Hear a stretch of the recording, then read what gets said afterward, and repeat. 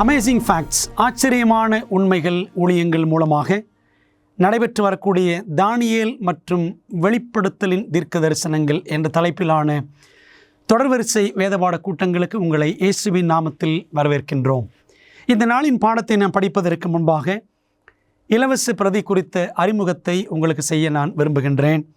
1000 வருட சமாதானம் என்ற தலைப்பின் கீழே அருமையான அழகான வண்ண படங்கள் கொண்ட இலவச பிரதி உங்களுக்கு வீடு தேடி வர காத்திருக்கிறது. ஆகவே இதை பெற்றுக்கொள்ள நீங்கள் விரும்பினால் எங்களுடைய தொலைபேசி எண்ணிலே நீங்கள் அழைக்கும்படி அன்போடு அழைக்கின்றோம்.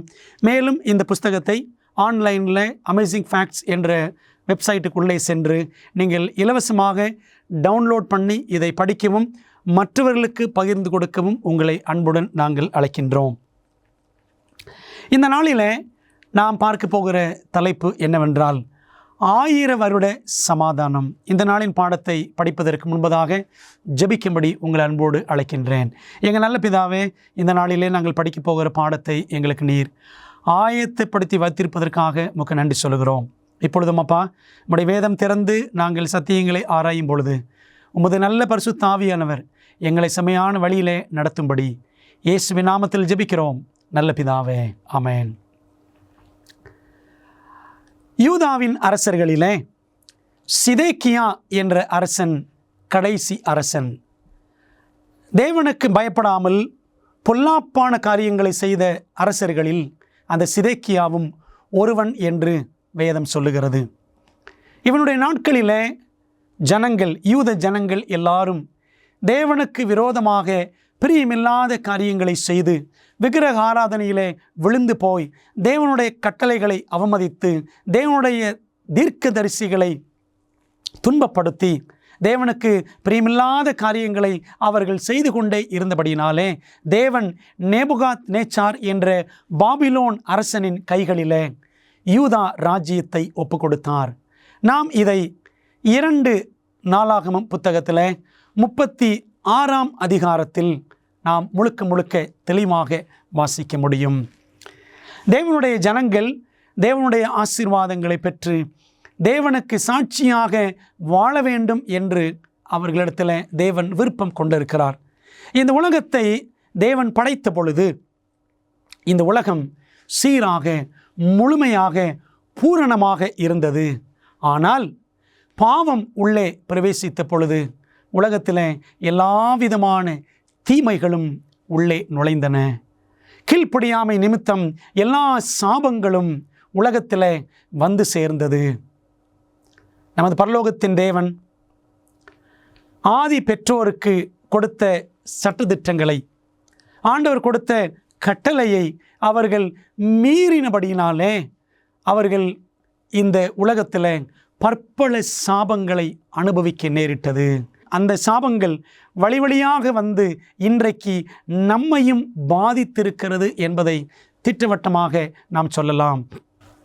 ஆதியாகமம் 3ஆம் அதிகாரம் 19ஆம் வசனத்தில், நீ பூமிக்கு திரும்ப மட்டும் உன் முகத்தின் வேர்வையால் ஆகாரம் புசிப்பாய் என்று ஆண்டவர் ஆதாமை பார்த்து சொன்னார். ஆகவே நிலத்திலே கஷ்டப்பட்டு வியர்வை சிந்தி உழைப்பது என்பது பாவத்தினால் உண்டான ஒரு சாபம். ஆண்டவர் ஆதாமிடத்தில் மட்டுமல்ல, ஆதாமின் தகப்பனான் ஆதாமின் மகனான காயினிடத்திலும் அவர் சொன்னதை நீங்கள் பாருங்கள். நீ நிலத்தை பயிரிடும்போது அது தன் பலனை இனி உனக்கு கொடாது என்று ஆதியாகமம் 4:12 சொன்னார். பாவத்தினுடைய சாபம் நிலத்திலும் மண்ணிலும் வெளிப்பட்டது. மண் தன் பலனை கொடாதபடிக்கு அது கடினப்பட்டது என்பதை நாம் பார்க்கின்றோம். யாத்திராகமத்தில் 23ஆம் அதிகாரம் 10 மற்றும் 11ஆம் வசனங்கள் சொல்லுகிறது, 6 வருஷம் நீ உன் நிலத்தில் பயிரிட்டு அதன் பலனை சேர்த்துக்கொள். 7ஆம் வருஷத்தில் உன் ஜனத்தில் உள்ள எளியவர்கள் புசிக்கவும் மீதியானதை வெளியின் ஜந்துக்கள் தின்னவும் அந்த நிலம் சும்மா கிடக்க விட்டு விடுவாயாக என்று யாத்திராகமம் 23:10-11ஆம் வசனங்களிலே ஆண்டவர் சொன்னார். பிரியமானவர்களே, 6 ஆண்டுகள் நிலத்திலே பயிரிட வேண்டும். 7வது ஆண்டு நிலம் சும்மா விடப்பட வேண்டும் என்று தேவன் இஸ்ரவேல் ஜனத்திற்கு ஒரு கட்டளையை கொடுத்திருந்தார். நாம் சற்று முன்பாக படித்தோமே, 2 நாளாகமும் 36ஆம் அதிகாரம் 19ஆம் வசனம். அந்த வசனத்தை கவனித்து பாருங்கள். அவர்கள் அவனுடைய ஆலயத்தை தீக்கொளுத்தி, பாபிலோனியர்கள் வந்து எருசலேமிலே தேவனுடைய ஆலயத்தை தீக்கொளுத்தி, எருசலேமின் அலங்கத்தை இடித்து, அதன் மாளிகைகளை எல்லாம் அக்கினியால் சுட்டெரித்து, 20-21ஆம் வசனங்கள், பட்டயத்திற்கு தப்பின மீதியானவர்களை அவன் பாபிலோனுக்கு சிறைபிடித்து போனான். நேபுகாத்நேச்சார் யூத ஜனங்களை பாபிலோனுக்கு கைதியாக்கி கொண்டு போனான். தேசம் தன்னுடைய ஓய்வு வருஷங்களை ரம்மியமாய் அனுபவித்து தீர் மட்டும் அது பாழாய் கிடந்த நாளெல்லாம், அதாவது 70 வருஷம் முடிய மட்டும் ஓய்ந்திருந்தது என்று வாசிக்கிறோம். பிரியமானவர்களே, யாத்திராமத்தில் வாசித்தோம், ஆண்டவர் 6 ஆண்டுகள் நிலத்தில் வேலை செய்யுங்கள், 7ஆம் ஆண்டு ஓய்வாக நிலத்தை விட்டுவிடுங்கள் என்றார். ஆண்டவர் சொன்ன சட்டதிட்டங்களை தேவ ஜனங்கள் கடைபிடித்தார்களா? 6 நாட்கள் வேலை செய்து 7ஆம் நாள் ஓய்வு நாளைத்தான் ஒழுங்காக யூத ஜனங்கள் கடைபிடித்தார்களா? எரேமியா 17ஆம் அதிகாரத்தில் வாசிக்கிறோம், ஓய்வு நாளை மீறினார்கள், ஓய்வு நாளை சுமைகளை சுமந்தார்கள், ஓய்வு நாளில் வேலைகளை செய்தார்கள். அது நிமித்தம் தேவன் பாபிலோன் ராஜாவின் கையில், நேபுகாத்நேச்சார் கையில் யூதர்களை ஒப்பு கொடுத்தார் என்று நாம் எரேமியா 17 கடைசி சில வசனங்களில் வாசிக்கின்றோம். இன்னொரு காரணம், அவர்கள் நிலத்திற்கு கொடுக்க வேண்டிய ஓய்வு வருஷத்தையும் கொடுக்கவில்லை. அதனாலே தேவன் என்ன செய்தாராம்?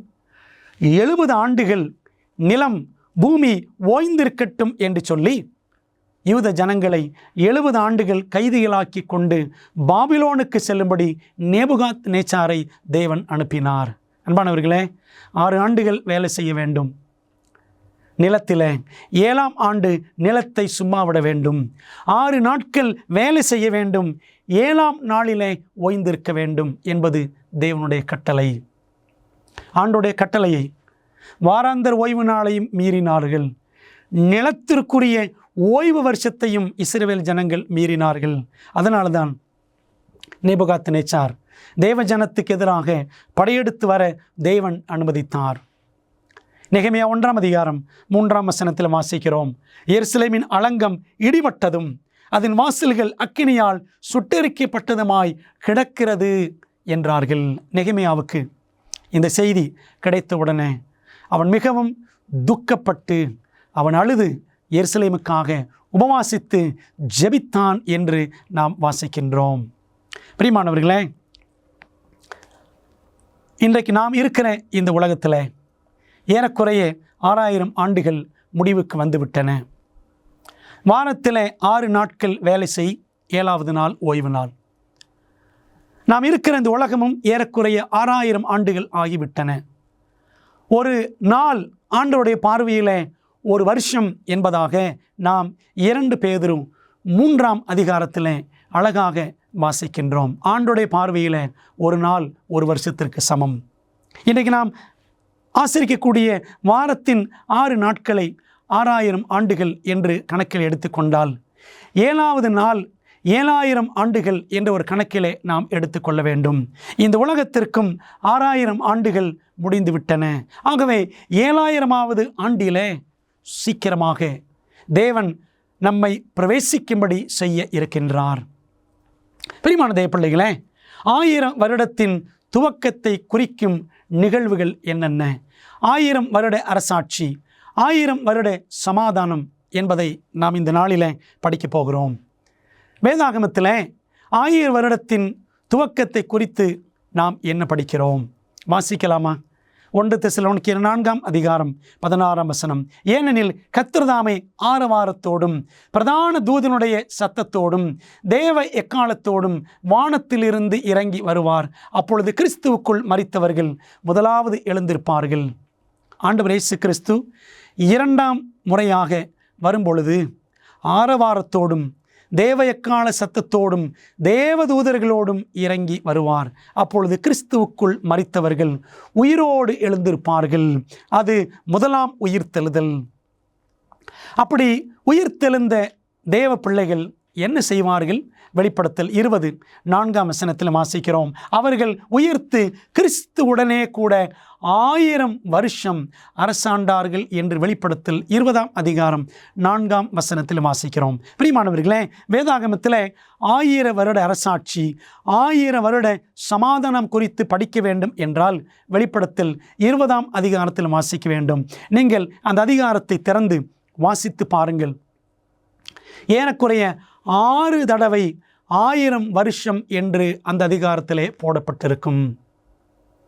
ஆகவே கிறிஸ்துவுக்குள்ளாக முதலாம் உயிர்த்தெழுதலை பெற்றவர்கள் 1000 வருஷம் அரசாண்டார்கள் என்று வாசிக்கிறோம். வெளிப்படுத்தல் 20:5 மரணமடைந்த மற்றவர்கள், அதாவது துன்மார்க்கர், அந்த 1000 வருஷம் முடியும் அளவும் உயிரடையவில்லை. இதுவே முதலாம் உயிர்த்தெழுதல் என்று வெளிப்படுத்தல் 20:5 சொல்லுகிறது. ஆங்கிலத்தில் இந்த 1000 வருட அரசாட்சியை மில்லேனியம் என்று சொல்வார்கள். மில்லி என்றால் 1000, ஆனம் என்றால் வருஷம், மில்லேனியம் 1000 வருஷம் என்று அழைக்கப்படுகிறது. இந்த 1000 வருஷம் எப்பொழுது தொடங்குகிறது என்றால், முதலாம் உயிர்த்தல், ஆண்டவர் இயேசு கிறிஸ்துவினுடைய 2ஆம் வருகையில் முதலாம் உயிர்த்தெழுதல் நடைபெறும். தேவன் தம்முடைய ஜனங்களை பரலோக அரசாட்சிக்கு கொண்டு செல்வார். உயிர்த்தெழுந்த பிள்ளைகளையும் உயிரோடு இருந்து மறுரூபமான பிள்ளைகளையும், அதாவது கிறிஸ்துவுக்குள் மரித்து உயிர்த்தெழுந்தவர்கள், கிறிஸ்துவுக்காக வாழ்ந்து கிறிஸ்துவை உயிரோடு சந்திக்கிறவர்கள், இவர்கள் எல்லாரையும் ஆண்டவர் மறுரூபமாக்கி ஒன்று சேர்த்து பரலோகத்திற்கு அழைத்து செல்வார். ஆகவே பரலோகத்தில் 1000 ஆண்டுகள் அரசாட்சி நடைபெறும். அது முடியும் பொழுது ஆண்டவர் இயேசு கிறிஸ்து 3ஆம் முறையாக வருவார். அப்பொழுது 2ஆம் உயிர்த்தெழுதல் நடைபெறும். ஆகவே 2ஆம் வருகைக்கும் 3ஆம் வருகைக்கும், முதலாம் உயிர்த்தெழுதலுக்கும் 2ஆம் உயிர்த்தெழுதலுக்கும் இடைப்பட்ட காலகட்டம்தான் மில்லேனியம். 1000 வருஷ அரசாட்சி, 1000 வருஷ சமாதானம் என்று நாம் வேதத்தில் பார்க்கலாம். அன்பான தேவ பிள்ளைகளே, முதலாம் உயிர்த்தெழுதலில் வேற என்ன சம்பவங்கள் நடக்கும்? வேதம் என்ன சொல்லுகிறது என்று பார்க்கலாமா? நம்ம எல்லாரும் நித்திரை அடைவதில்லை. உயிரோடு இருக்கிறவர்களில் ஆண்டோடைய வருகையில் தேவ பிள்ளைகள், மரித்து போன பிள்ளைகள் ஒரு கூட்டம் இருக்கும், கிறிஸ்துவுக்குள் மரித்தவர்கள். ஆனால் எல்லாரும் மரிப்பதில்லை. கர்த்தரை சந்திப்பதற்கு உயிரோடு இருக்கிற ஒரு தேவபக்தியில கூட்டமும் இருக்கும் என்பதைத்தான் இந்த வசனத்தின் வழியாய் புரிந்து கொள்கிறோம். நம்ம எல்லாரும் நித்திரை அடைவதில்லை. ஆயினும் கடைசி எக்காலம் தொனிக்கும் போது, ஒரு நிமிஷத்தில், ஒரு இமைப்பொழுதில் நம்ம எல்லாரும் மறுரூபமாக்கப்படுவோம் என்று 1 கொரிந்தியர் 15:51 நாம் வாசிக்கிறோம். ஆண்டோட வருகையில் மறுரூபமாக்கப்படுதல் 2ஆம் வருகையில் நடைபெறும். எக்காலம் தொனிக்கும். அப்பொழுது மரித்தோர் அழிவில்லாதவர்களாய் எழுந்திருப்பார்கள். நாமும் மறுரூபமாக்கப்படுவோம். 1 கொரிந்தியர் 15:52. பிரியமானவர்களே, 2ஆம் வருகையில் கிறிஸ்துவுக்குள் மரித்தவர்கள் முதலாவது எழுந்திருப்பார்கள். உயிரோடு இருக்கிறவர்கள் மறுரூபமாக்கப்படுவார்கள். இதுதான் 1000 வருஷத்தின் ஆரம்பத்தில் நடக்கிற ஒரு முக்கியமான காரியம். அது மட்டுமல்ல, 1 கொரிந்தியர் 15:53 வாசிக்கிறோம். அழிவுள்ளதாகிய இந்த சரீரம் அழியாமையும், சாவுக்கேதுவாகிய இந்த சரீரம் சாவாமையையும் தரித்து கொள்ள வேண்டும். 1000 வருட அரசாட்சியின் ஆரம்பத்தில் நடப்பதாக நாம் புரிந்து கொள்கிறோம். பிலிப்பியர் 3:21 வாசிக்கிறோம். நம்முடைய அற்பமான சரீரத்தை தம்முடைய மகிமையான சரீரத்திற்கு ஒப்பாக தேவன் மறுரூபப்படுத்துவார் என்று நாம் வாசிக்கின்றோம். ஆகவே மறுரூபமாகுதல் 2ஆம் வருகையில் 1000 வருஷ அரசாட்சியின் ஆரம்பத்தில் நடைபெறும். அது மட்டுமல்ல, நீக்கப்படும் போது அந்த அக்கிரமக்காரன் வெளிப்படுவான். அவனை கர்த்தர் தம்முடைய வாயின் சுவாசத்தினாலே அழித்து தம்முடைய வருகையின் பிரசன்னத்தினாலே நாசம் பண்ணுவார். 2 தெசலோனிக்கேயர் 2:8 வாசிக்கிறோம். ஆண்டுடைய 2ஆம் வருகையில் அந்தி கிறிஸ்து தேவனுடைய வருகையின் பிரசன்னத்தினால், அந்த அந்தி கிறிஸ்துவின் அமைப்பே என்னாகும் என்றால் அவருடைய வருகையின் பிரசன்னத்தினால் நாசமாக்கப்படும். மேலும் 1000 வருஷத்தின் ஆரம்பத்தில் பூமி மிகவும் அதிர்ந்தது என்று நாம் வேதாகமத்திலே வாசிக்கிறோம். அதாவது 7வது வாதையின் காலகட்டத்தில் ஒரு பயங்கரமான பூமி அதிர்ச்சி உண்டாகும். பூமியின் மேல் மனுஷர்கள் உண்டான நாள் முதற்கொண்டு அப்படிப்பட்ட பெரிய அதிர்ச்சி உண்டானதில்லை என்று வெளிப்படுத்தல் 16:18 வாசிக்கிறோம்.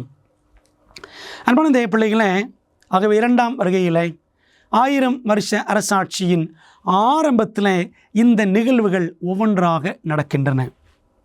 கிறிஸ்துவுக்குள் மரித்தவர்கள் முதலாவது எழுந்திருக்கிறார்கள். உயிரோடு இருக்கிறவர்கள் மறுரூபமாகிறார்கள். அந்த கிறிஸ்து அவன் கூட்டத்தார் எல்லாரும் அவருடைய வருகையின் பிரசன்னத்தினாலே அதமாக்கப்படுகிறார்கள். ஒரு பயங்கரமான பூமி அதிர்ச்சி உண்டாகும் என்று வாசிக்கிறோம். அதைத் தொடர்ந்து வெளிப்படுத்தல் 16, 20, 21 வசனங்கள் சொல்லுகிறது, தீவுகள் யாவும் அகன்று போயின, பர்வதங்கள் காணப்படாமற் போயின, தாளந்து நிறையான பெரிய கல்மழையும் வானத்திலிருந்து மனுஷர் மேல் விழுந்தது என்று வாசிக்கிறோம். பிரியமானவர்களே, தாளந்து என்றால் ஏறக்குறைய 30 to 35 கிலோ, அதாவது 75 பவுண்டு நிறையுள்ள கற்கள். ஒவ்வொரு கல்லும் சுமார் 30 முதல் 35 கிலோ இருக்குமாம். இப்படிப்பட்ட கற்கள் பெரிய மழையாக, கல் மழையாக பொழியும், துன்மார்க்கர் மேல் விழும் என்பதை நாம் பார்க்கின்றோம். பிரியமானவர்களே, அப்போ பாருங்க, 2ஆம் வருகையிலே முதலாம் உயிர்த்தெழுதல் நடக்கிறது. 1000 வருஷ அரசாட்சி ஆரம்பமாவதற்கு முன்பாக இந்த ஒவ்வொரு காரியமும் நிகழ்கிறது என்பதை நாம் தெளிவாக பார்க்கின்றோம். அது மட்டுமல்ல, வெளிப்படுத்தல் 20 முதல் 2 வசனங்களில் வாசிக்கிறோம்.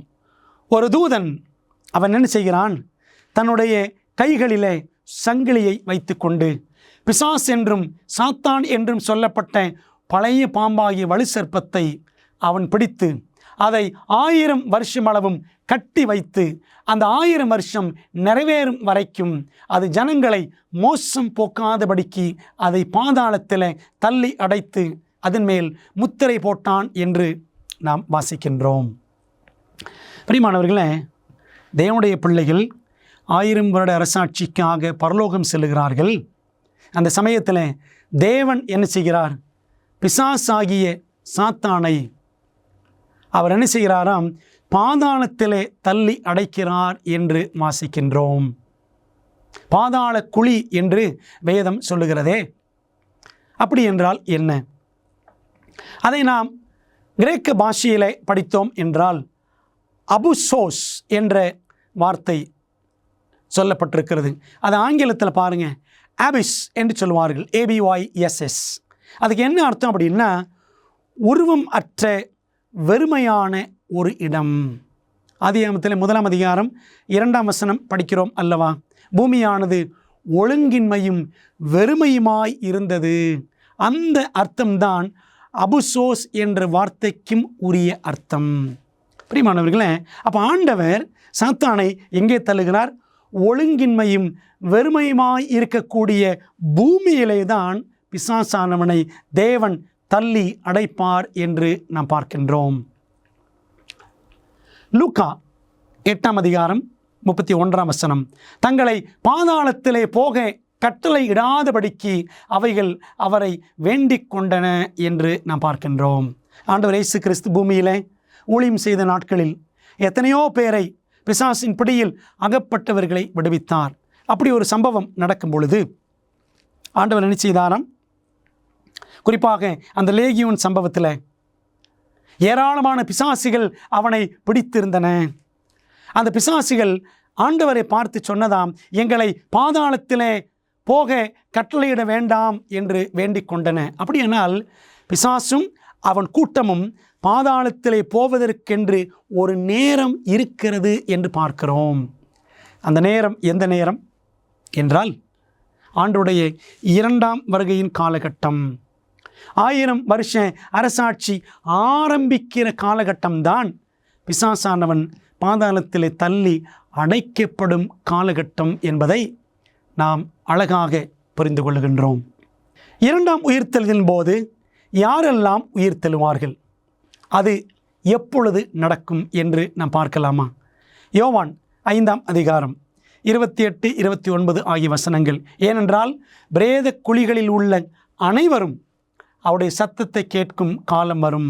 அப்பொழுது நன்மை செய்தவர்கள் ஜீவனை அடையும்படி எழுந்திருக்கிறவர்களாகவும், தீமை செய்தவர்கள் ஆக்கினையை அடையும்படி எழுந்திருக்கிறவர்களாகவும் புறப்படுவார்கள் என்று நாம் வாசிக்கின்றோம். பிரியமானவர்களே, நாம் படித்தோம் 1000 வருஷத்தின் ஆரம்பத்தில் துன்மார்க்கர் எல்லாரும் மரித்த நிலையிலே அவர்கள் கிடந்தார்கள் என்று நாம் படிக்கிறோம். வெளிப்படுத்தல் 20:5 மரணம் அடைந்த மற்றவர்கள் அந்த 1000 வருஷம் முடியுமளவும் உயிரடையவில்லை. அப்படியானால் இந்த தீமை செய்த எல்லாருமே எப்பொழுது உயிர் தெழுந்திருப்பார்கள் என்று சொன்னால், 3ஆம் வருகையின் காலகட்டத்தில் 2ஆம் உயிர்த்தெழுதல் நடக்கும். அந்த சமயத்தில் துன்மார்க்கர் எல்லாரும், தீமை செய்தவர்கள் அனைவரும் ஆக்கினை அடைவதற்காக எழுந்திருக்கிறவர்களாக புறப்படுவார்கள் என்று நமக்கு வேதம் திட்டவட்டமாக ஊர்ஜிதப்படுத்துகிறது. 1000 வருட துவக்கத்தில் பூமி அதிர்ச்சி மற்றும் கல் மழையினால் நிர்மூலமான பூமி எந்த நிலையில், எப்படிப்பட்ட நிலையில் இருக்கும் என்பதை சற்று நாம் பார்க்க போகிறோம். ஆண்டவர் இந்த உலகத்தை படைக்கும் பொழுது, படைப்பதற்கு முன்பாக இந்த உலகம் எப்படி இருந்தது? ஆதியாகமத்தில் 1ஆம் அதிகாரம் 2ஆம் வசனம் நாம் ஏற்கனவே பார்த்தோம் அல்லவா? பூமியானது ஒழுங்கின்மையும் வெறுமையுமாக இருந்தது. அந்த நிலைக்கு மீண்டும் 1000 வருட அரசாட்சியின் காலகட்டத்தில் இந்த பூமியானது, அதாவது 6000 ஆண்டுகள் கழித்து மீண்டும் அதே நிலைக்கு, படைப்புக்கு முன்பாக எந்த நிலையில் இருந்ததோ அந்த நிலைக்கு பூமி திரும்பும். வசனங்களை பார்க்கலாமா? இதோ கர்த்தர் தேசத்தை வெறுமையும் பாழுமாக்கி அதை கவிழ்த்து அதன் குடிகளை சிதறடிப்பார். தேசம் நொறுங்கவே நொறுங்கும் என்று ஏசாயா 24:1 மற்றும் 19ஆம் வசனங்களில் வாசிக்கிறோம். ஆதியாகமத்தில் 1ஆம் அதிகாரம் 2ஆம் வசனம் ஞாபகம் இருக்கிறதா? பூமியானது ஒழுங்கின்மையும் வெறுமையுமாய் இருந்தது. இன்னொரு வசனம் பாருங்கள், எரேமியா 4ஆம் அதிகாரம் 23ஆம் வசனம். பூமியை பார்த்தேன், அது ஒழுங்கின்மையும் வெறுமையுமாய் இருந்தது.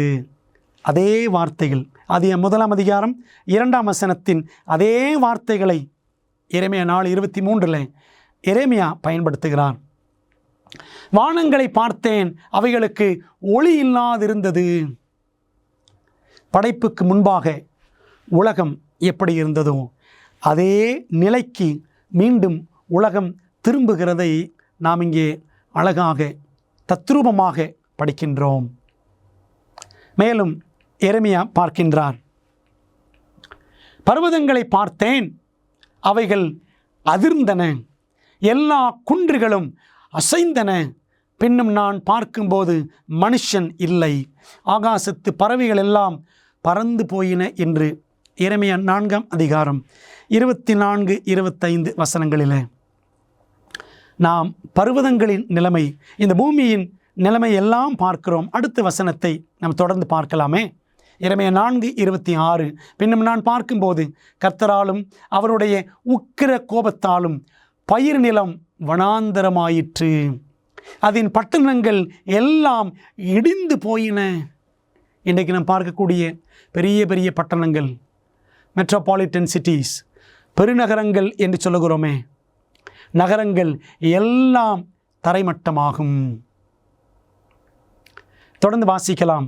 எரேமியா 25 வசனம் 33 அக்காலத்திலே பூமியின் ஒரு முனை துவக்கி பூமியின் மறுமுனை மட்டும் கர்த்தரால் கொலையுண்டவர்கள் கிடப்பார்கள். கர்த்தருடைய வருகையின் பிரசன்னத்தினாலே நாசமாக்கப்பட்டவர்கள் எல்லா இடத்திலும் சிதறுண்டு கிடப்பார்கள். அவர்கள் புலம்பப்படாமலும் சேர்க்கப்படாமலும் பூமியின் மேல் எருவாவார்கள் என்று நாம் அழகாக படிக்கின்றோம். அன்பான தேவ பிள்ளைகளே, அப்படியானால் 1000 வருஷ அரசாட்சியின் ஆரம்ப காலகட்டத்தில் பூமி இப்படிப்பட்ட கொடூரமான ஒரு நிலையை சென்றடையும் என்பதை ஆண்டவர் ஏற்கனவே தீர்க்க தரிசனங்களில் ஆதியாகமம் 1 அதிகாரத்திலும், இன்னும் எரேமியா 4 அதிகாரத்திலும், எரேமியா 25 அதிகாரம், ஏசாயா 24 அதிகாரம், இப்படி அநேக இடங்களில் தேவன் அழகாக விவரித்து காண்பிக்கிறார். நாம் தானியேல் மற்றும் வெளிப்படுத்தலின் தீர்க்க தரிசனங்களை படித்து கொண்டிருக்கின்றோம். அன்பானவர்களே, வெளிப்படுத்தலில் 404 வசனங்கள் இருக்கின்றன. இந்த வெளிப்படுத்தல் இருக்கக்கூடிய வசனங்கள் எல்லாமே நீங்கள் பார்த்தால் எல்லாமே பழைய ஏற்பாட்டின் வசனங்களிலிருந்து ஆங்காங்கே பல வார்த்தைகளை எடுத்து தொகுக்கப்பட்ட ஒரு தொகுப்பாகத்தான் வெளிப்படுத்தல் விசேஷம் இருக்கிறது. வெளிப்படுத்தலில் நாம் பார்க்கக்கூடிய ஏராளமான வசனங்கள், அநேக வார்த்தைகள் எல்லாமே பழைய ஏற்பாட்டிலிருந்து எடுத்தாளப்பட்ட வார்த்தைகள் என்பதை நம் மனதிலே பதித்து கொள்ள வேண்டும். அன்பானவர்களே, அப்படியானால் 1000 வருட அரசாட்சியின் காலகட்டத்தில் பூமி எப்படி இருக்கும் என்பதை அப்படி பழைய ஏற்பாட்டிலிருந்து பல இடங்களிலிருந்து ஆவியானவர் நமக்கு அழகாக படம் பிடித்து காட்டுகின்றார். வேதாகம தீர்க்க தரிசனத்தில் வெளிப்படுத்தப்பட்டுள்ளபடி நம்முடைய மோசமான உலகத்திற்கான தேவனின் திட்டத்தை அறிய விரும்புகிறீர்களா? உங்கள் மிகப்பெரிய சவால்களுக்கு நடைமுறையான நம்பகமான தீர்வுகள் வேண்டுமா? ஊக்கமளிக்கும் மற்றும் அறிவூட்டும் ஆச்சரியமூட்டும் உண்மைகள் வேதாகம பாட வழிகாட்டிகள் 27 அழகான வரைகளை மற்றும் நேரடியான பதில்களை புரிந்து கொள்ள எளிதான வகையில் வேதத்தின் அடிப்படையில் சிறப்பான மேலான பாடங்களை வழங்குகின்றது. ஒவ்வொரு ஆய்வு வழிகாட்டியும் உங்கள் வாழ்க்கையின் மிக முக்கியமான உண்மைக்கான பொருத்தமான வேதாகம பதில்களை நோக்கி உங்களை வழிநடத்தும். நான் எப்படி ஆரோக்கியமான ஐக்கியத்தை பெறுவது? இயேசு எப்போது எப்படி மீண்டும் வருவார்? மேலும் இப்படி பல கேள்விகளுக்கு உங்கள் எதிர்காலத்தை வாய்ப்பாக விட்டுவிடாதீர்கள். ஆச்சரியமூட்டும் உண்மைகள் வேதாகம பாட வழிகாட்டிகளிடமிருந்து உங்கள் வாழ்க்கையை சத்தியத்துடன் மாற்றுங்கள். ஆங்கிலம், இந்தி, தமிழ் மற்றும் தெலுங்கு மொழிகளில் கிடைக்கிறது. காத்திருக்க வேண்டாம். bookstore.aftv.in என்ற இணையதளம் மூலம் உங்கள் முழுமையான ஆய்வு வழிகாட்டிகளை இன்றே ஆர்டர் செய்யுங்கள். 1000 வருடத்தின் போது நீதிமான்கள் எங்கே இருப்பார்கள்? அவர்கள் என்ன செய்து கொண்டிருப்பார்கள்? இதுவரைக்கும் படித்தோம். துன்மார்க்கர்கள் எங்கே கிடப்பாங்க? எல்லாம் பூமியில் தான் கிடப்பாங்க. சாத்தானும் அவனுடைய தூதர்களும் எங்கே இருப்பார்கள்? எல்லாம் இந்த பாதாளத்தில். பூமி தான் பாதாளம். இந்த பூமியிலே தான் அவர்கள் கிடப்பார்கள். அவர்கள் கட்டுண்டவர்களாக கிடப்பார்கள். வெளிப்படுத்தல் 20 முதல் 2 வசனங்களில் அப்படித்தானே படித்தோம். என்ன அர்த்தம்? அப்படியானால் சாத்தானை சங்கிலியை போட்டு கட்டி வைப்பார்களா? அப்படி அல்ல. சாத்தான் அவன் ஒரு ஆவி உரு கொண்டவன். Satan is a spirit being. ஆகவே அவனை சங்கிலிகளால் கட்ட முடியுமா? கட்டி வைக்க முடியாது. என்ன அர்த்தம் அப்படின்னா, உதாரணமாக நாம் நம்முடைய வீட்டில் இருக்கிறோம். உறவினர்கள் எல்லாரும் வெளியூருக்கு அல்லது வேலைக்கு எங்கோ போய்விட்டார்கள் என்று வைத்துக்கொள்வோம். நீங்கள் மட்டும் வீட்டிலே தனியாக இருக்கிறீர்கள். பேசுவதற்கு யாருமே இல்லை. நேரப்போக்கிற்கு துணைக்கென்று யாருமே இல்லை. அப்படிப்பட்ட சூழ்நிலையில் நம்ம என்ன சொல்லுவோம்? கட்டி வச்ச மாதிரி இருக்கே, ஒரே இடத்துல அடைபட்டு கிடப்பது போல் இருக்கிறதே. அந்த நிலைமைதான் சாத்தானுக்கும் அந்த 1000 வருஷ காலகட்டத்தில் இந்த பூமியில் அவன் சந்தர்ப்பம் என்னும் சங்கிலியினால் கட்டப்பட்டவனாக கிடப்பான். அவன் சோதிப்பதற்கென்று இந்த பூமியில் எவரும் இருக்க மாட்டார்கள். துன்மார்க்கர் எல்லாரும் செத்த நிலையில் கிடப்பார்கள். சாத்தான் தன்னுடைய தூதர்களையே அவன் சோதிக்க முடியுமா? முடியாது. நீதிமான்கள் இங்கே இல்லை. எங்கே போனார்கள்? படிக்கலாமா? வேதவசனம் சொல்லுகிறது, யோவான் 14:3 நான் இருக்கிற இடத்துல நீங்களும் இருக்கும்படி நான் மறுபடியும் வந்து உங்களை என்னிடத்தில் சேர்த்து கொள்ளுவேன். ஆண்டவர் மறுபடியும் வந்து 2ஆம் முறை வந்து தம்முடைய பிள்ளைகளை, அவரை விசுவாசித்த பிள்ளைகளை, அவருக்காக வாழ்ந்த பிள்ளைகளை என்ன செய்வாராம்? தம்முடனே கூட இருக்கும்படி அவர்களை பரலோகத்திற்கு அழைத்து செல்லுவார். அன்றியும் நான் சிங்காசனங்களை கண்டேன், அவைகளின் மேல் உட்கார்ந்தார்கள். பூமியிலிருந்து மீட்டு கொள்ளப்பட்ட கர்த்தருடைய பிள்ளைகள் என்ன செய்வார்கள்? தேவனுடைய ராஜ்யத்தில் பரலோக சிங்காசனங்களிலே உட்கார்ந்தார்கள். நியாய தீர்ப்பு கொடுக்கும்படி அவர்களுக்கு அதிகாரம் அளிக்கப்பட்டது. பரலோகத்தில் போய் தேவனுடைய பிள்ளைகள் நியாய தீர்ப்பு செய்வார்களா? யார் பரலோகத்துக்கு போக வேண்டும், யார் நரகத்துக்கு போக வேண்டும் என்று தீர்மானிப்பார்களா? இல்லை. அதை ஆண்டவர் ஏற்கனவே தீர்மானித்தவராக அவர் வந்து விடுவார். வெளிப்படுத்தல் 22:12 வாசிக்கிறோம், இதோ சீக்கிரமாய் வருகிறேன், அவனவனுடைய கிரியைகளின்படி அவனவனுக்கு நான் அளிக்கும் பலன் என்னோடு கூட வருகிறது என்று நாம் வாசிக்கிறோம். ஆகவே யார் யாருக்கு எங்கே எங்கே பங்கு, பரலோகமா நரகமா என்பதை தேவன் தீர்மானிக்கிறார்.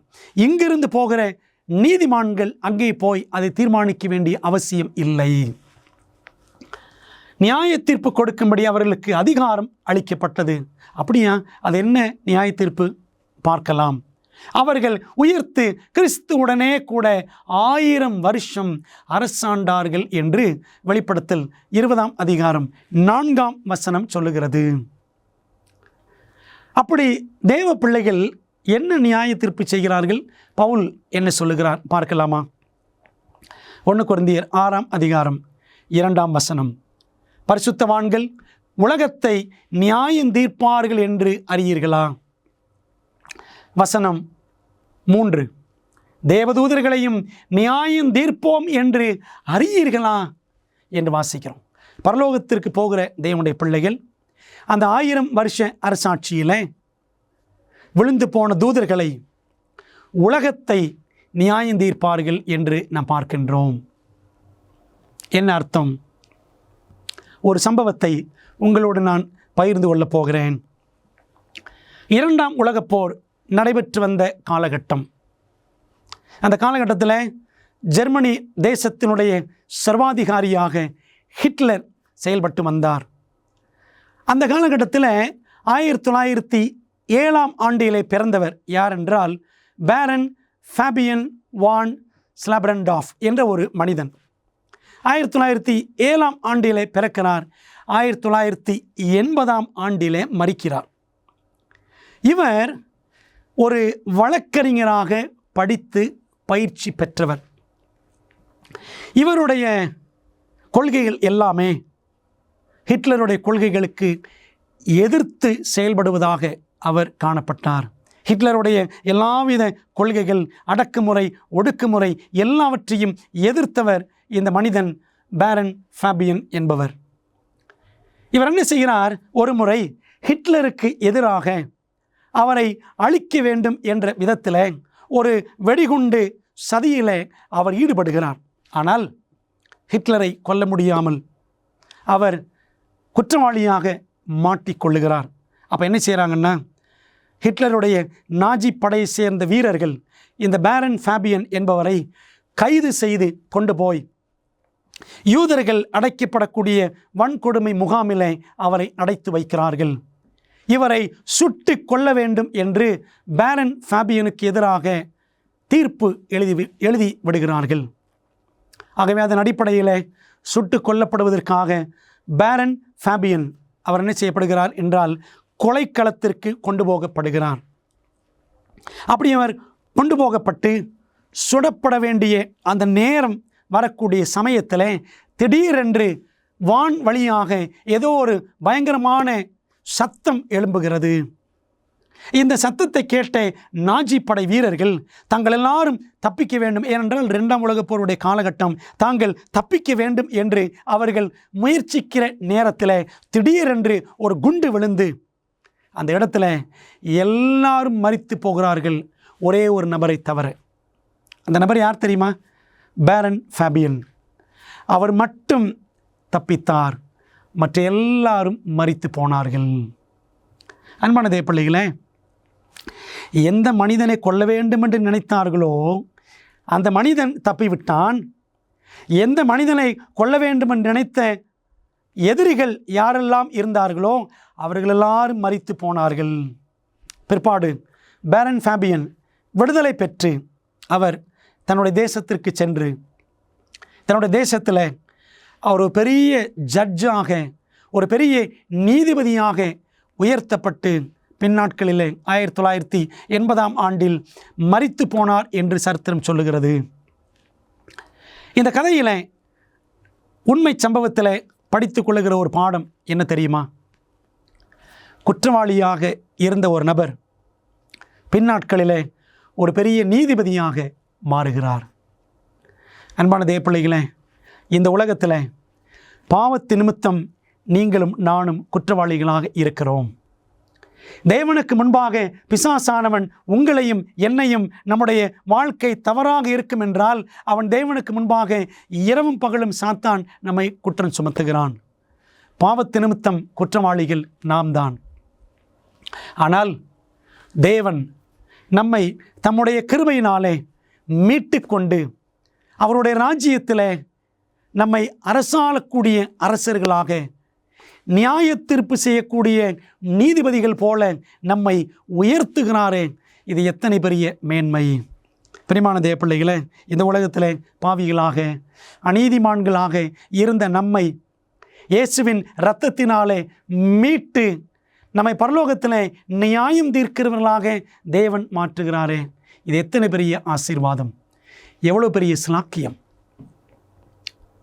நீங்களும் நானும் பரலோக ராஜ்யத்திற்கு அந்த 1000 வருஷ அரசாட்சியில் போய் இடம்பெறுவோம் என்று சொன்னால், கர்த்தருடைய பிள்ளைகள் அரசாளுகிறவர்களாக, நியாயம் தீர்க்கிறவர்களாக பரலோக சிங்காசனங்களிலே உட்காரப் போகிறோம். அதற்கு நீங்கள் ஆயத்தமா? அந்த நாளுக்காக நான் ஆவலோடு ஏங்கி காத்திருக்கிறேன். 1000 வருடத்தின் முடிவில் என்ன நடக்கும்? வேதம் சொல்லுகிறது, சகரியா 14 அந்த அதிகாரம் முழுக்க படித்து பாருங்கள். இதோ கர்த்தருடைய நாள் வருகிறது, அந்நாளிலே அவருடைய பாதங்கள் கிழக்கே எருசலேமுக்கு எதிரே இருக்கிற ஒலிவ மலையின் மேல் நிற்கும். அப்பொழுது மகா பெரிய பள்ளத்தாக்கு உண்டாகும்படி ஒலிவ மலை தன் நடு மையத்தில் கிழக்கு மேற்காய் எதிராக பிளந்து போம் என்று வாசிக்கிறோம். 2ஆம் வருகையிலே ஆண்டவர் இயேசு கிறிஸ்து இந்த பூமியிலே இறங்குவது இல்லை. அவருடைய கால்கள் பூமியிலே படுவது இல்லை. ஆனால் 1000 வருஷ அரசாட்சி பரலோகத்திலே முடிந்து தேவனுடைய பிள்ளைகள் 3ஆம் வருகையிலே தேவனோடு கூட கீழே இறங்கும் பொழுது ஆண்டோட ராஜ்யம் ஒலிவமலை இருக்கக்கூடிய அந்த பகுதியிலே இறங்கும் என்பதை வேதம் மிக அழகாக நமக்கு தெரியப்படுத்துகின்றது. அப்போஸ்தலன் யோவான் வெளிப்படுத்தல் 21 2ஆம் வசனத்தில் சொல்லுகிறார் பாருங்கள். யோவானாகிய நான் புதிய எருசலேமாகிய பரிசுத்த நகரத்தை தேவனிடத்தினின்று பரலோகத்தை விட்டு இறங்கி வர கண்டேன். அது தன் புருஷனுக்காக அலங்கரிக்கப்பட்ட மணவாட்டியைப் போல ஆயத்தம் ஆக்கப்பட்டிருந்தது என்று நாம் வாசிக்கின்றோம். பிரியமானவர்களே, அழகான அலங்கார மணவாட்டியாய் பரலோகம் கீழே இறங்கும். அந்த சமயத்திலே பூமி என்ற சிறைச்சாலையில் சாத்தான் அவன் கட்டப்பட்டிருக்கிறான். அவன் விடுவிக்கப்படுவான். அவன் விடுவிக்கப்பட்ட பிறகு அடுத்து என்ன சம்பவிக்கும் வாசிக்கலாமா? வெளிப்படுத்தல் 20:5 வசனம். மரணமடைந்த மற்றவர்கள் அந்த 1000 வருஷம் முடியும் அளவும் உயிரடையவில்லை. இதுவே முதலாம் உயிர்த்தெழுதல். வெளிப்படுத்தல் 20:5 வாசிக்கிறோம்.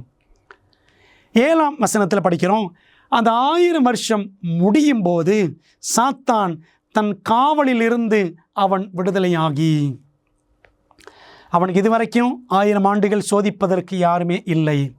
ஆனால் இப்பொழுது 3ஆம் வருகையின் சமயத்தில் கர்த்தருடைய பிள்ளைகள் ஆண்டோட ராஜ்யத்திற்குள்ளே இருக்கக்கூடிய அந்த காலகட்டத்தில் 2ஆம் உயிர்த்தெழுதல் பூமியிலே நடக்கும்.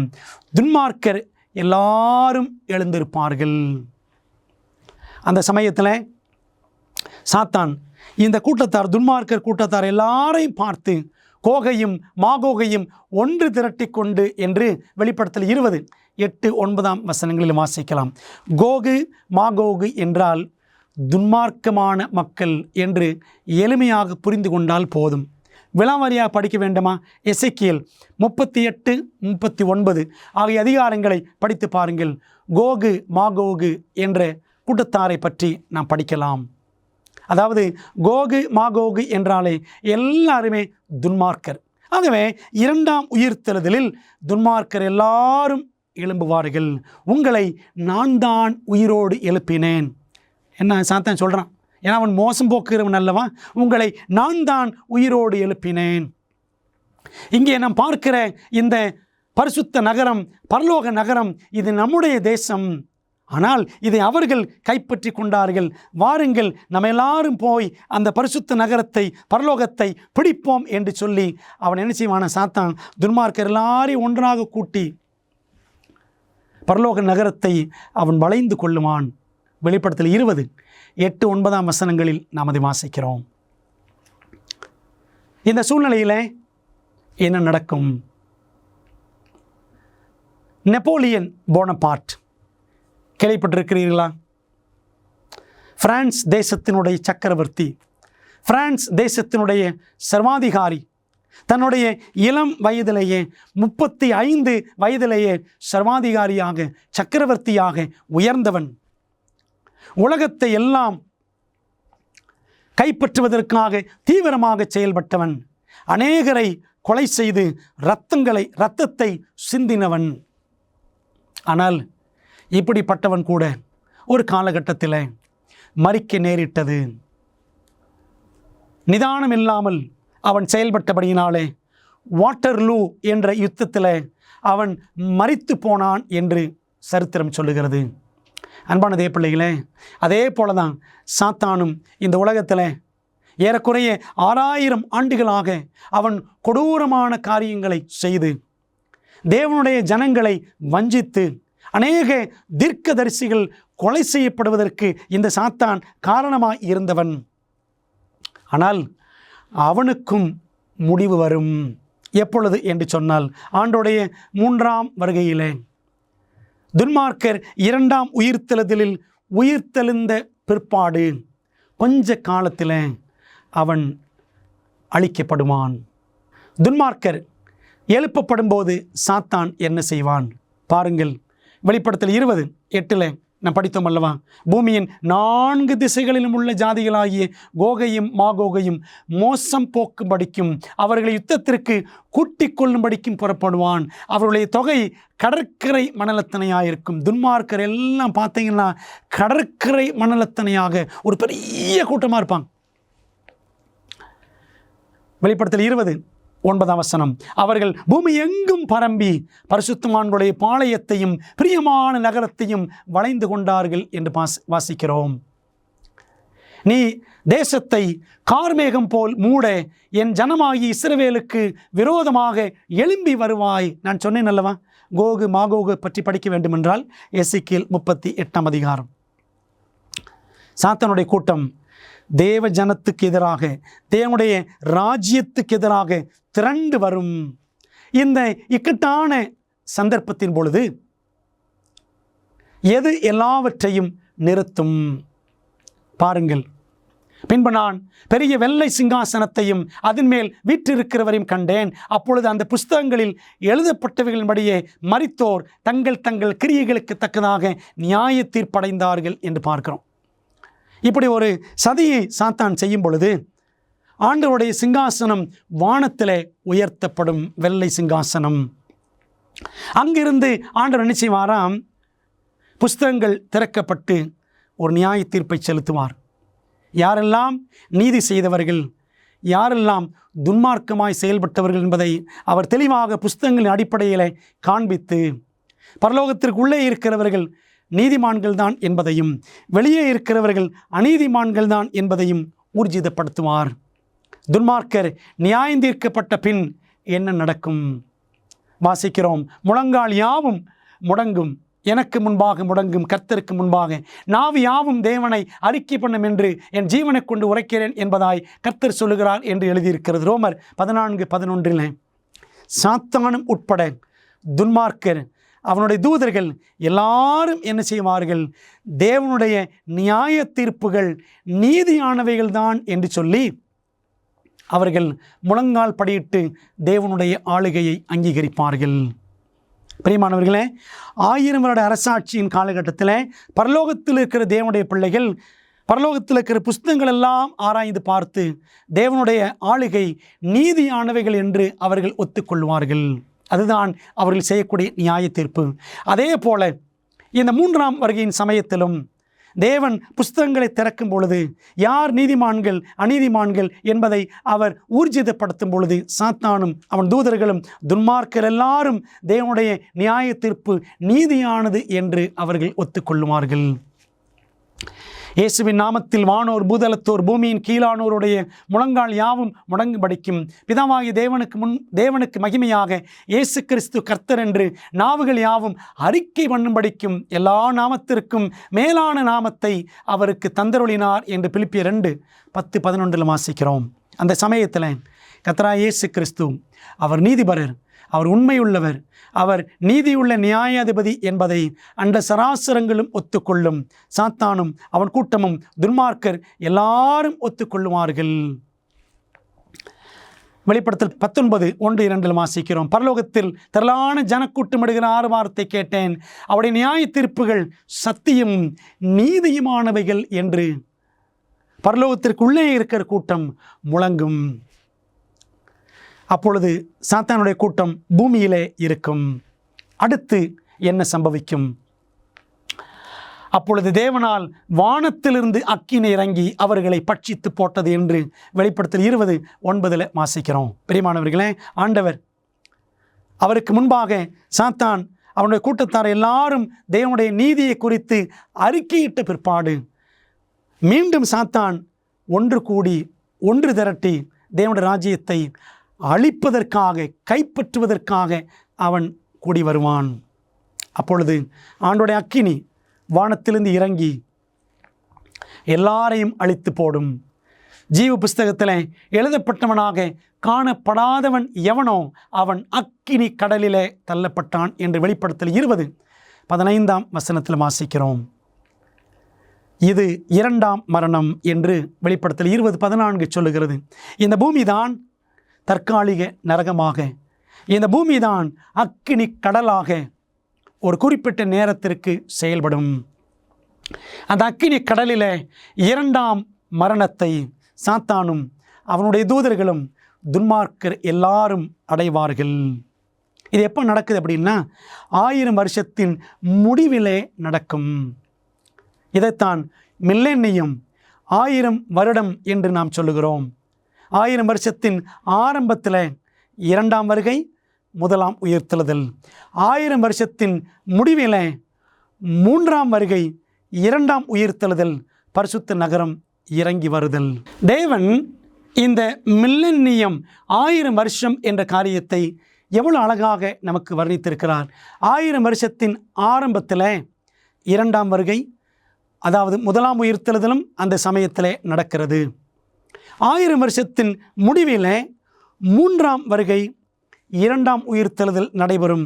அதே சமயத்தில் பரிசுத்த நகரம் கீழே இறங்கி வருதல், சாத்தானுடைய கூட்டம் அக்கினினால் அழிக்கப்படுதல் எல்லாம் நடைபெறுகிறது. தேவன் நாம் ஒருபோதும் தவறாக புரிந்து கொள்ளக்கூடாத வகையில் இந்த அனைத்து சத்தியங்களையும் அழகாக நமக்கு கற்றுக் கொடுக்கின்றார். பிரியமானவர்களே, இந்த 1000 வருஷத்தின் போது பரலோகத்தில் பரிசுத்தவான்கள் இருப்பார்கள். அப்பொழுது பூமி பாழாய் கிடக்கும், இருட்டடிப்பிலே கிடக்கும், ஒழுங்கின்மையும் வெறுமையுமாய் கிடக்கும். அக்கினி அணைந்த பிறகு தேவன் தம்முடைய ஜனத்திற்காக என்ன செய்வார்? வேதம் சொல்லுகிறது பாருங்கள். இதோ நான் புதிய வானத்தையும் புதிய பூமியையும் சிருஷ்டிக்கிறேன் என்று ஏசாயா 65:17 வாசிக்கிறோம். வெளிப்படுத்தல் 21:1 சொல்லுகிறது, பின்பு நான் புதிய வானத்தையும் புதிய பூமியையும் கண்டேன், முந்தின வானமும் முந்தின பூமியும் ஒளிந்து போயின. தேவன் நினைச்சு வாராம், புதிய வானம் புதிய பூமியை படைப்பார். பழைய வானம் பழைய பூமி, பாவிகள், சாத்தான், அவனுடைய கூட்டம் எல்லாம் ஒழிக்கப்படும். 2 பேதுரு 3ஆம் அதிகாரம் 13ஆம் வசனத்தில் வாசிக்கிறோம், அவருடைய வாக்குத்தத்தத்தின்படியே நீதி வாசமாயிருக்கும் புதிய வானங்களும் புதிய பூமியும் உண்டாகும் என்று காத்திருக்கிறோம். எத்தனை ஆனந்தமான எதிர்பார்ப்பு, எத்தனை அருமையான நம்பிக்கை தேவன் நமக்கு கொடுத்திருக்கிறார். பிரியமானவர்களே, புதிய வானம் புதிய பூமி, அங்கே நீங்கள் இருப்பீர்களா? அதற்கு ஆயத்தமாவீர்களா? இறுதியாக தேவனும் நீதிமான்களும் எங்கு வாழுவார்கள்? வெளிப்படுத்தல் 21:3 வாசிக்கிறோம். அது இதோ வானத்திலிருந்து உண்டான அந்த பெருஞ்சத்தம், இதோ மனுஷர்களிடத்திலே தேவனுடைய வாசஸ்தலம் இருக்கிறது என்று வாசிக்கிறோம். தேவன் தம்முடைய பிள்ளைகளோடு இருக்கும்படி அவர் பரலோகத்தையே அப்படியே கீழே இறக்கி கொண்டு வருவாராம். அன்பான தேவ பிள்ளைகளே, வேதம் சொல்லுகிறது மத்தேயு 5:5 சாந்த குணமுள்ளவர்கள் பாக்கியவான்கள், அவர்கள் பூமியை சுதந்தரித்துக் கொள்ளுவார்கள். நாம் இந்த உலகத்தில் ஆண்டவர் இயேசு கிறிஸ்துவின் குணலட்சணங்களை வெளிப்படுத்துவோம் என்றால், நான் சாந்தமும் மனத்தாழ்மையுமாய் இருக்கிறேன் என்று இயேசு சொல்லியிருக்கிறார்.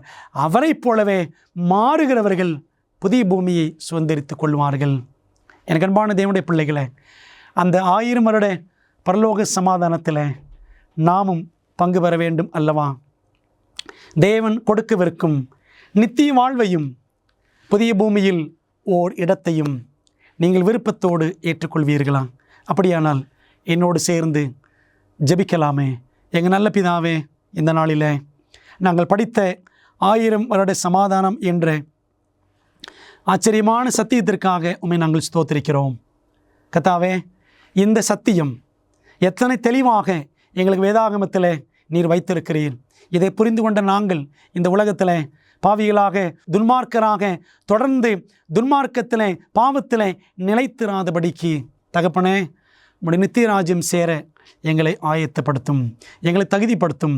நாங்களும் இயேசுவை அநேகருக்கு அறிமுகப்படுத்தி உமக்கு சாட்சிகளாய் வாழ எங்களை பலப்படுத்தி எங்களை நீர் ஆசீர்வதிக்கும்படி இயேசுவின் நாமத்தில் ஜெபிக்கிறோம் நல்ல பிதாவே, ஆமென். அன்பானவர்களே, இந்த சத்தியங்களை நீங்கள் அநேகரோடு பகிர்ந்து கொள்ளுங்கள். கேட்டதை நீங்கள் மாத்திரம் வைத்து கொள்ளாமல் இது இன்னொருவருக்கும் செல்ல வேண்டும் என்று முயற்சி எடுங்கள். மீண்டும் அடுத்த வேத பாடத்தில் சந்திப்போம். கர்த்தர் நம்மை ஆசீர்வதிப்பாராக. ஆமென்.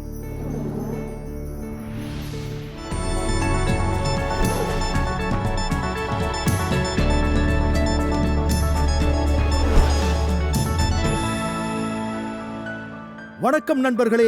நவீன கொடிகள் உங்களுக்கு தெரியும். அவைகள் தேசபக்தியினரின் வீடுகளுக்கு முன்னால் தலைநகர கட்டிடங்களின் உச்சியில் பறப்பதை நாம் காணலாம். உண்மையில் போரிடும் நாடுகளுக்கு இடையில் சண்டையிடும் காலங்களிலிருந்து பறக்கவிடப்படும். இந்த அழகாக வடிவமைக்கப்பட்ட கஷ்டமான வேலைப்பாடுகளுடன் வண்ண பதாகைகளோடு போர்க்களங்களில் மேலே பறக்கவிடப்படும். எனவே குழப்பம் மற்றும் புகை மற்றும் போரின் மூடுபனி ஆகியவற்றின் மத்தியில் போரிடும் படைகள் அடையாளம் கண்டுகொள்ளப்படும். எனவே அவர்கள் யுத்தத்தில் போராடுகிறார்களோ அங்கு அவர்களின் படைகள் அணிதிரளும். உங்கள் எதிரியின் கொடியை நீங்கள் கைப்பற்றினால் அது மிக உயர்ந்த மரியாதையாக கருதப்படும். கொடியை கைப்பற்றுங்கள் என்ற விளையாட்டு எங்கிருந்து வந்தது என்று கண்டால் ஆச்சரியப்படுவீர்கள். போரின் இந்த மாற்றங்களுடன் இந்த கொடிகள் வேறுபட்ட தேசங்களை அடையாளம் காணவும், தேசிய இனங்களை அடையாளம் காணவும் ஒரு சிறிய குறிப்பை கொடுக்கின்றன. இன்று உலகின் பல்வேறு நாடுகளை குறிக்கும் கொடிகள் மிகவும் வண்ணமயமானவை, மாறுபட்டவை. அனைத்து வண்ணங்களும் வடிவங்களும் ஒரு குறிப்பிட்ட பொருளை கொண்டு இருப்பவை. அவர்கள் ஒருவருக்கொருவர் வேறுபடுத்தி அடையாளம் காண்பது எளிது. ஆனால் அநேகமாக உலகின் மிகவும் சுவாரஸ்யமான கொடிகளில் ஒன்று பிலிப்பைன்ஸின் கொடி. இது தனித்துவமானது, ஏனென்றால் இது போரின் காலங்களை விட அமைதியான காலங்களில் வித்தியாசமாக பறக்கவிடப்படுகிறது. சமாதான காலங்களில் சிவப்பு, வெள்ளை, நீலம், மஞ்சள் கலந்த பிலிப்பைன்ஸ் கொடி நீல நிற பக்கத்தை மேல் நோக்கி பறக்க விடுகிறார்கள். யுத்த காலங்களில் அவர்கள் அதை மாற்றி சிவப்பு பக்கத்தை மேல் நோக்கியபடி பறக்க விடுகிறார்கள். ஏனென்றால் அவர்கள் தியாகங்களை செய்ய, தங்கள் நாட்டின் சுதந்திரத்தை பாதுகாக்க ரத்தம் சிந்த தயாராக இருக்கிறார்கள் என்பதை அது காட்டுகிறது. ஒரு அந்நிய நாட்டில் அமைந்துள்ள ஒரு தூதரகத்தில் தங்கள் கொடியை பறக்கும் அதே வேளையில் வேறொரு தேசத்தால் சூழப்பட்டிருக்கும் கிறிஸ்தவர்கள் இந்த வீழ்ந்து போன உலகில் ஆண்டவரின் அன்பின் கொடியை பறக்கவிட வேண்டும். உன்னத பாட்டின் 2வது அதிகாரம் 4வது வசனத்தில் என் மேல் பறந்த அவருடைய கொடி நேசமே என்று வாசிக்கிறோம். உலகில் கூட கிறிஸ்தவர்களை ஒரு தனித்துவமான ராஜ்யமாக அடையாளப்படுத்தும் கொடி அன்பு. எனவே நண்பர்களே, உங்கள் கொடியை எப்படி பறக்கவிடப் போகிறீர்கள் என்பது ஒரு பெரிய கேள்வி.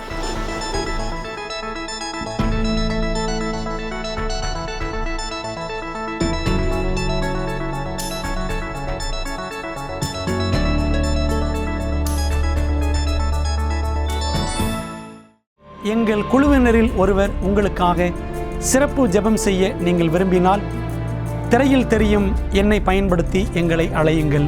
அல்லது உங்கள் ஜெப குறிப்பை prayer@aftv.in என்ற முகவரிக்கு மின்னஞ்சல் செய்யுங்கள். உங்கள் வீட்டின் வசதியிலிருந்து நீங்கள் படிக்கக்கூடிய வகையில் இலவச வேதாகம பள்ளியை ஆச்சரியமூட்டும் உண்மைகள் உங்களுக்கு வழங்குகிறது என்று தெரியுமா? தேவனின் வார்த்தையை குறித்து உங்கள் ஆய்வில் உங்களுக்கு உதவ 27 அழகாக விளக்கப்பட்ட பாடங்கள் ஆங்கிலம், இந்தி, தமிழ் மற்றும் தெலுங்கு மொழிகளில் கிடைக்கிறது. இந்த இலவச வேதாகம படிப்பு பாடநெறிக்கு இன்றை பதிவு செய்ய biblestudy.aftv.in என்ற இணையதளத்தை காணுங்கள். இந்த வேத பாடங்களை படித்ததால் உங்கள் மனதிலே கேள்விகள் இருக்கின்றனவா? அப்படியானால் உங்கள் கேள்விகளை திரையில் தெரியும் எண்ணை பயன்படுத்தி எங்களுக்கு தெரியப்படுத்துங்கள். இல்லை என்றால் உங்கள் கேள்விகளை info@aftv.in என்ற முகவரிக்கு மின்னஞ்சல் செய்யுங்கள். வேதாகமத்தை தொடர்ந்து கற்றுக்கொள்ளும் பொழுது கர்த்தர் உங்களை ஆசீர்வதிப்பாராக. 50 வருடங்களுக்கும் மேலாக அமேசிங் ஃபேக்ட் ஊழியங்கள் நற்செய்தியை உலகம் முழுவதும் பகிர்ந்து கொண்டிருக்கிறது. இயேசுவின் சித்தத்தின்படி அனைத்து மக்களுக்கும் நித்திய சுவிசேஷத்தை அறிவித்துக் கொண்டிருக்கிறது. உங்கள் ஜெபத்திற்கும் ஆதரவிற்கும் நன்றி.